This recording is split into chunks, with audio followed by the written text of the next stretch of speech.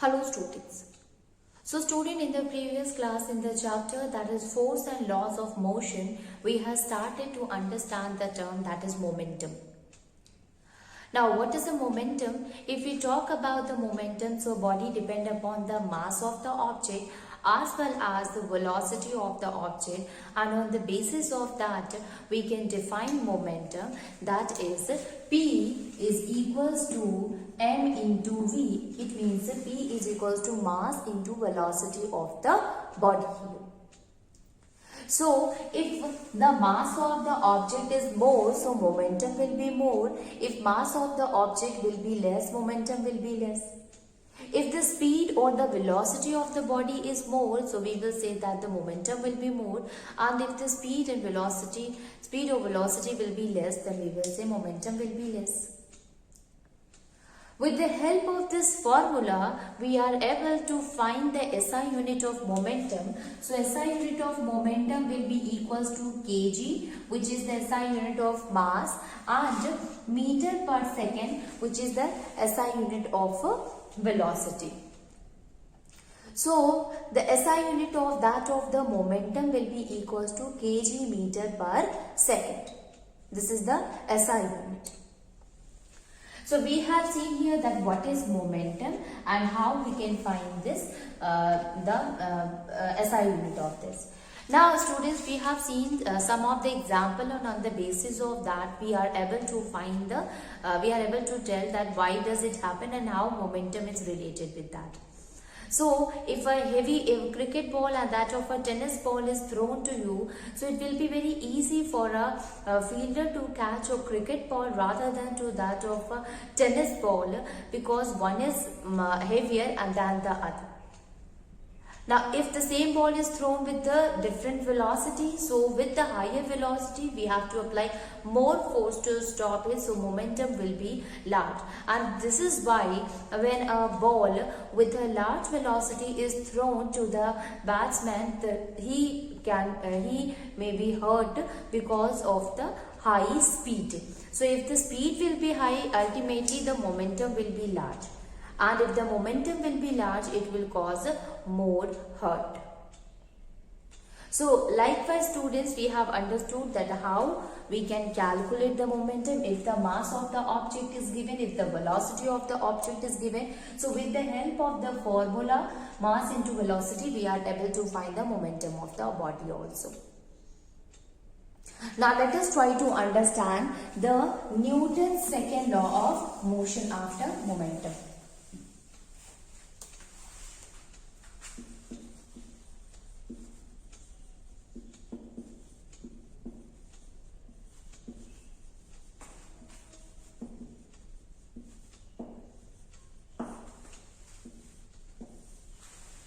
Newton's second law of motion. So to understand the Newton's second law of motion, we said that we first know the momentum that we have already understood student. So you see, if suppose a lighter object is there and a heavier object is there and both of them are acted upon each other, so what will happen? You will see that the lighter object will start moving fast than that of the heavier one. But the total momentum will remain same. So on the basis of that, we can define the Newton's second law of motion, and that is Newton's second law of motion says that the rate of change of momentum is directly proportional to the force applied on the object. Okay? The rate of change of momentum is directly proportional to the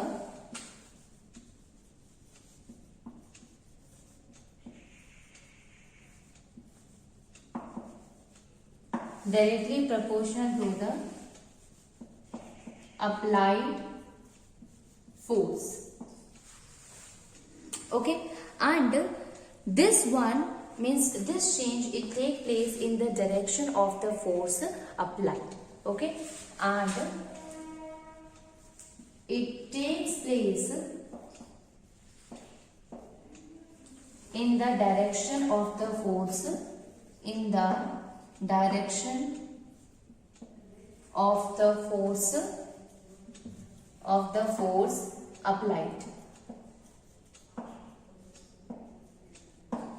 Okay, so we can say that the rate of change of momentum is directly proportional to the force applied, and it will always take place in the direction in which the force is applied. Now we can understand with the help of this. Now you see here, student, when we talk about the change in momentum, it means it was having some initial velocity, because the mass will never gonna change, because you know that P is equals to mv. Now mass will not going to change. If we are talking about the two objects, then it is okay. But if we are talking about the same object, then the mass will never gonna change. It is the velocity will change. So maybe the initial velocity, it is having some initial velocity, and after some time it will have some final velocity. So that we will say it is what? It is the change in the velocity. So initial velocity can be mu, final velocity can be mv. So that is what? Change in momentum. So according to this definition, student, we can also write it like that is F is directly proportional to change in momentum upon force applied.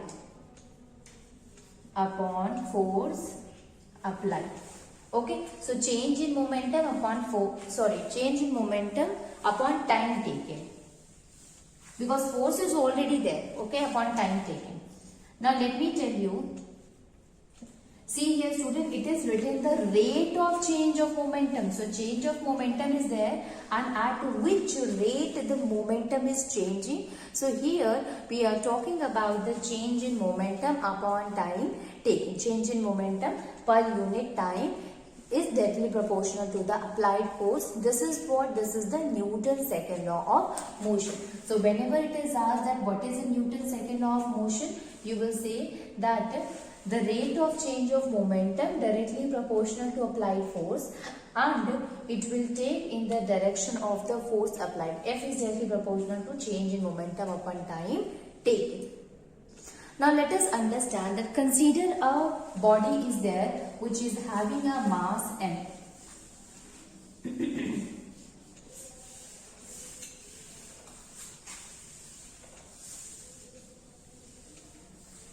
Suppose a body is there, consider a body of mass m. A body is there which is having the mass m, having an initial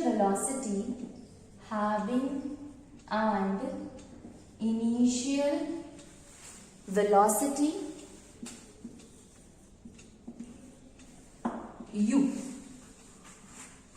Okay, so it is having the mass that is m and initial velocity u. So ultimately the initial momentum will be mu.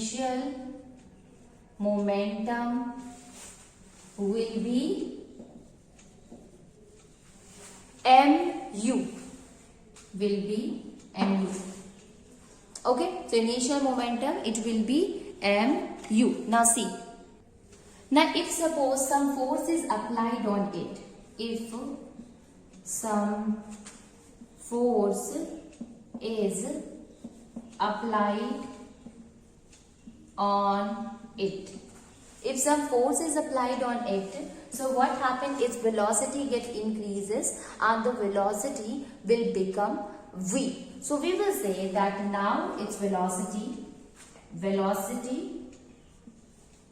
changes to v. Velocity got changed to v. Now still the object is the same, so there will be no change in the mass. There is only change occurred in that of the final velocity. In that of the velocity, initially it was u and later on it become v. Okay, so we can say that the final momentum will be mv. So the initial momentum was mu and final momentum is mv. Now according to the, if we take here the time taken is taken as a t, so what will be the change in the momentum? Now let us see.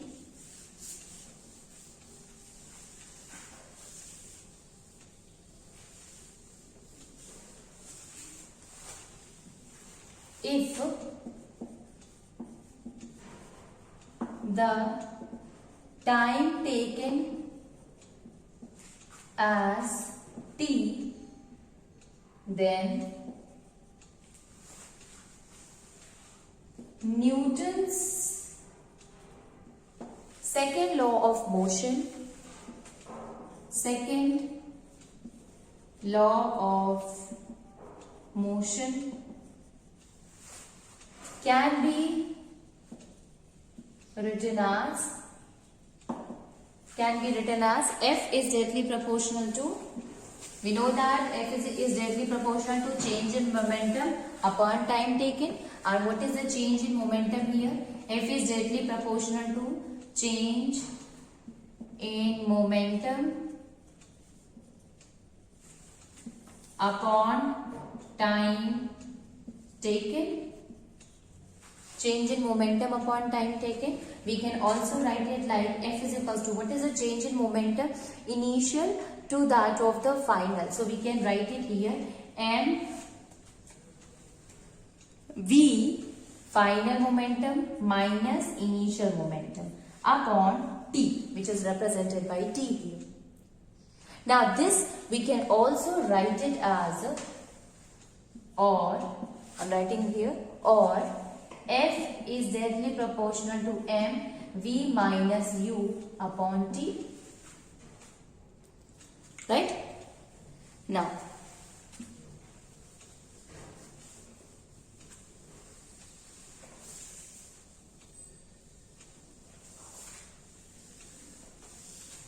you see students, we know that V is equals to u plus at,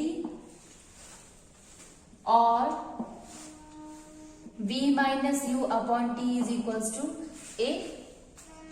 So obviously putting the value of this here, what we will get that F is directly proportional to m into a. It means the force applied on an object is directly proportional to the mass of the body as well as the acceleration of the body. Although the acceleration, if we talk, it can be positive, it can be negative. That is one thing. But here if we talk that force is directly proportional to mass into acceleration of the body. Now you see here students, you see that in between two force and mass, we can also write it F is directly proportional to ma. Now there is a proportionality symbol. So when you remove it, then what will happen? There will be a proportionality constant will be there. So it will be equals to kma. What is k? K is the proportionality constant. So we can write it k is constant. K is a constant here. Okay, so F is equals to mass into A. Now, if we suppose we will take the value of this constant as 1. So, if K will be equals to 1, so F will be equals to mass into acceleration.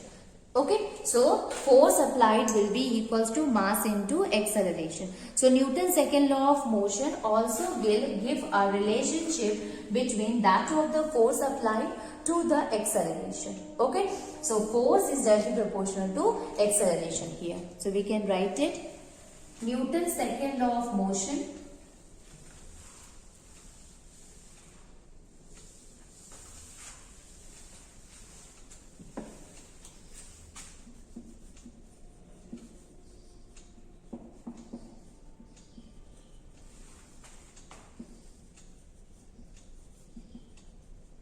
Newton's second law of motion gives a relationship between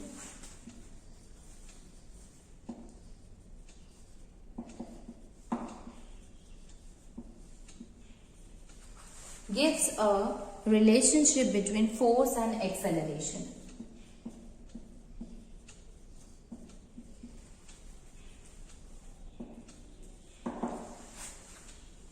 Now according to that, we can also say that if suppose here, we can also write it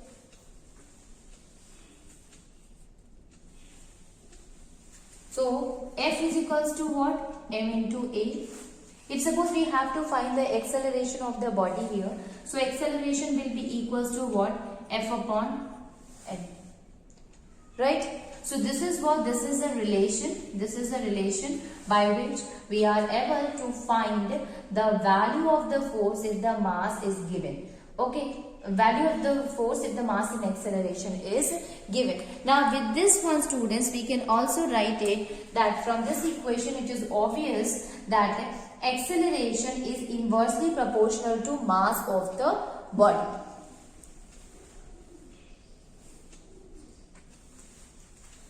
From here we can say acceleration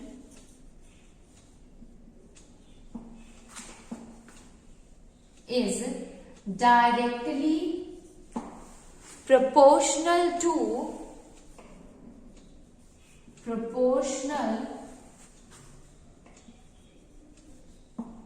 the force applied, directly proportional to the force applied or a force applied to the object, and inversely proportional to the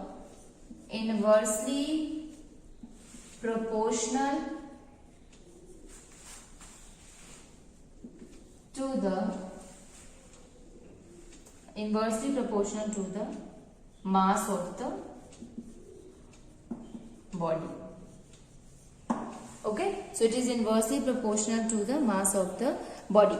Now you can see here student, if suppose if the force is increases, the acceleration of the body will also increase. If the mass is double, acceleration will be half because it is inversely proportional to each other. If the mass will decrease, acceleration will increase. Okay, so we can say that these two are inversely proportional to each other. So we can write it on the basis of that.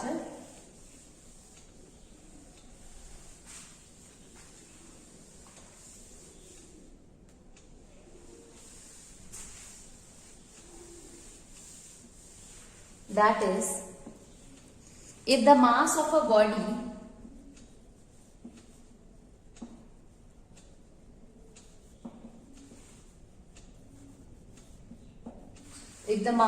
body is doubled, its acceleration will be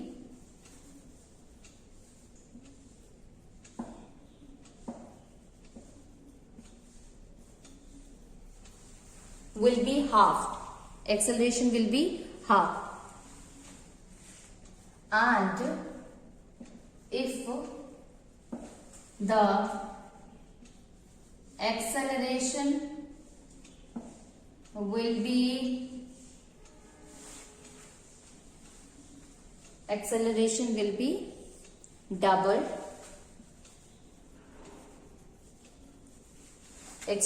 will be doubled, then mass will be halved.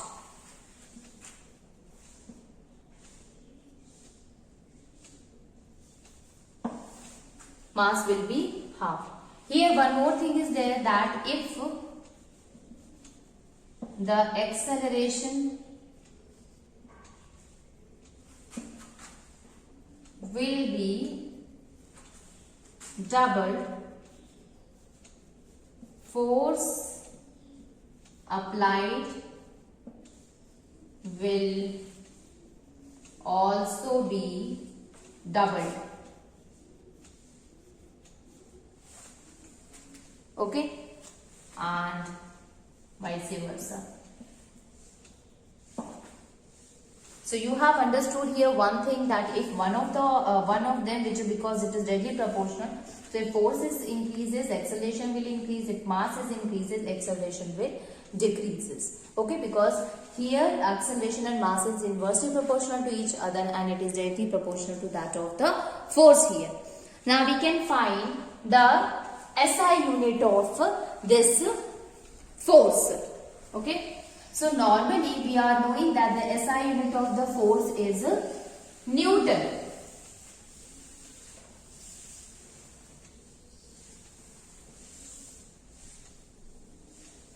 SI unit of the force is Newton.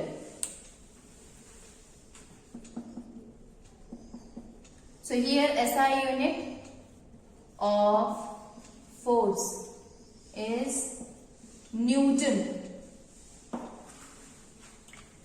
And on the basis of that we can define that a Newton is that force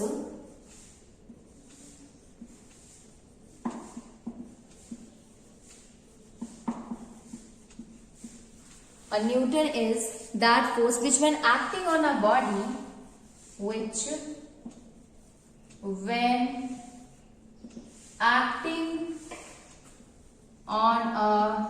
body, of mass 1 kg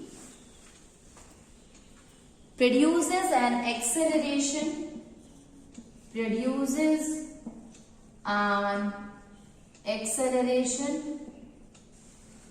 of 1 meter per second square. Produces an acceleration of 1 meter per second square. You can understand here, student, if suppose a force is there. Now, if an object is there, a force is applying on an object whose mass is 1 kg. So, we know that mass into acceleration is the force. So, here the value of the mass we will write here 1 kg into the acceleration which is produced in the body is 1 meter per second square. So, it will be 1. Right?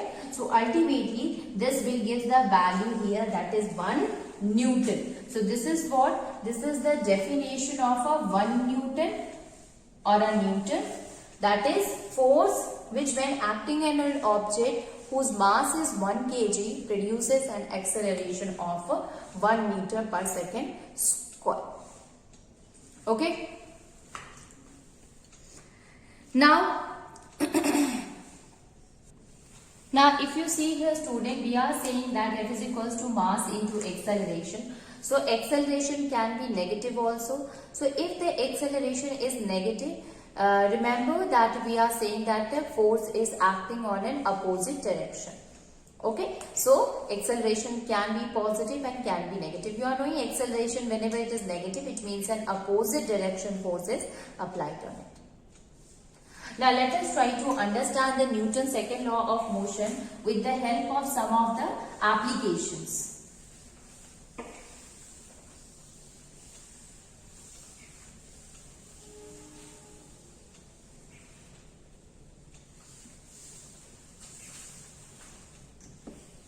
So, applications of the Newton's second law of motion.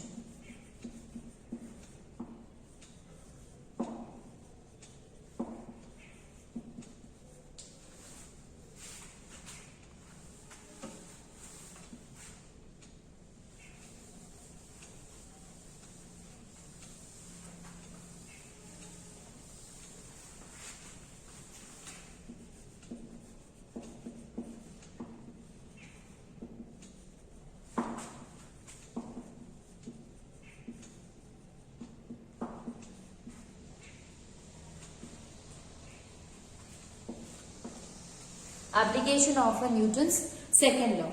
So first one is catching a cricket ball.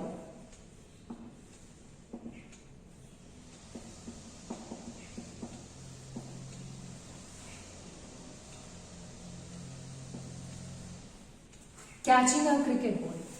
You see here, students, if we talk about catching a cricket ball, how it comes in a Newton's second law. If suppose a batsman, he pull that of the, or he throw that of the, or he hit the ball with his bat. Now after hitting the ball, a fielder, if he is trying to catch the ball, at that time the ball will have a large momentum. Okay, it is having large momentum. So if suppose the bowler will catch the ball instantly, so due to less time and due to large momentum, it will going to hurt the hand of the fielder. So what fielder used to do, he used to increase, he used to, while catching, he used to pull his hand downward, and doing that he used to increase the time to catch the ball, and while doing so, what happened here, the momentum reduces to 0. So if the momentum will be less, so ultimately the force which will be applied by that of the ball on the hand of the fielder will also get reduced. So by increasing the time, we can reduce the momentum and its effect, and ultimately the force will also become less. Okay, so we can write it here that a fast moving cricket ball has a larger momentum.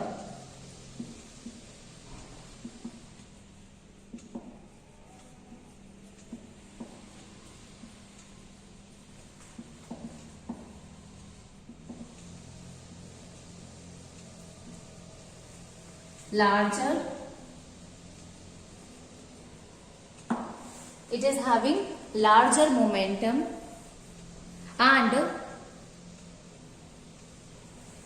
while stopping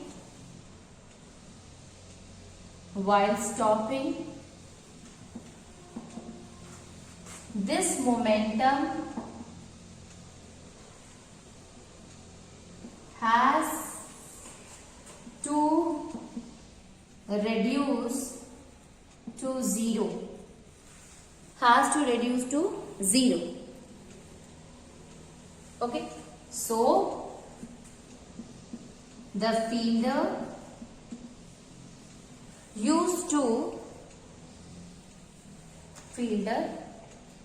moves his hand back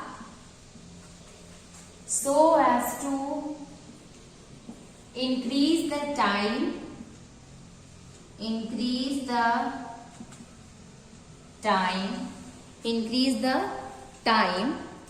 to stop the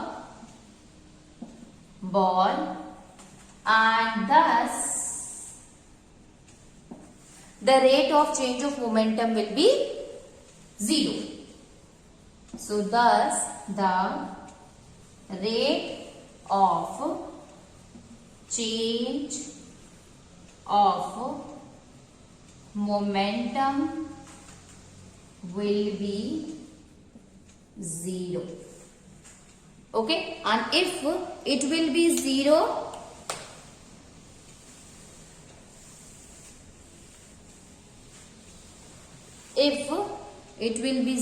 then what will happen? Less force will be exerted. So it will exert less force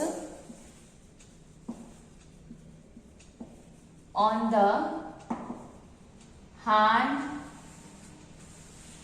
of the player,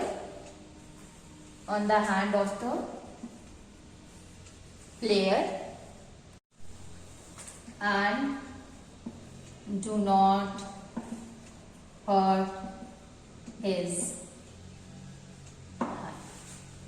Okay, so catching a cricket ball, how it is related to that of the Newton's second law of motion.